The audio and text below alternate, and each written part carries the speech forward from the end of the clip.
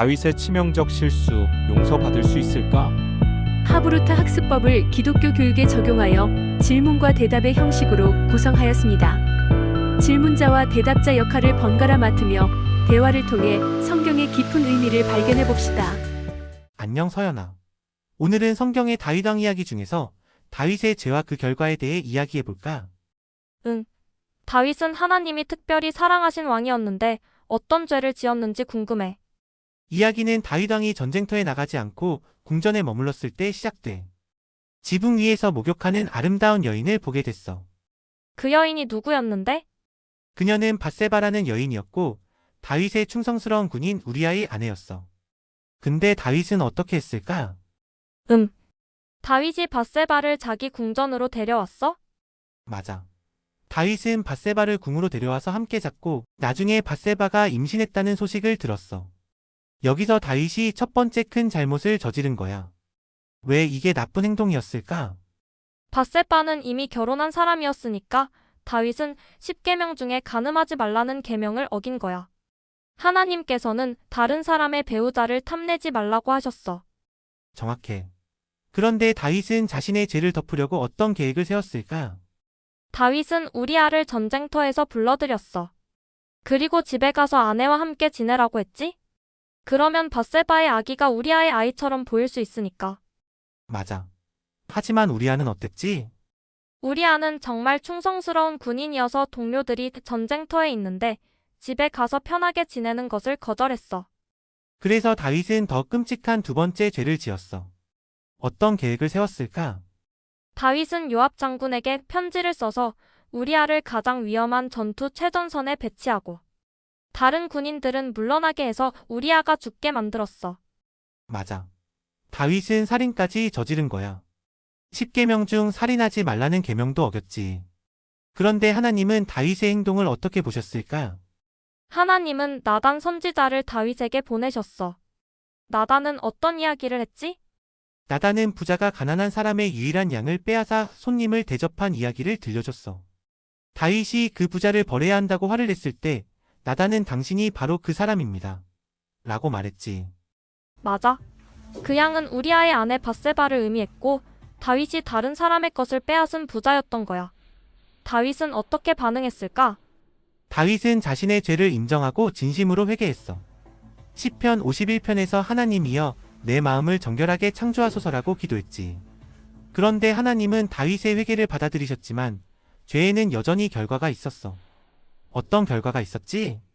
밧세바와 다윗 사이에 태어난 아기가 죽었어. 그리고 나단 선지자는 다윗의 집안에 칼이 떠나지 않을 것이라고 예언했지. 그래서 다윗의 가족에게 어떤 문제들이 생겼을까? 다윗의 아들 암논이 이복누이 다말을 강제로 범했고 다말의 오빠 압살롬이 암논을 죽이고 도망갔어. 이건 다윗의 죄로 인한 가정의 비극이었어. 그 다음엔 더 큰 문제가 생겼지.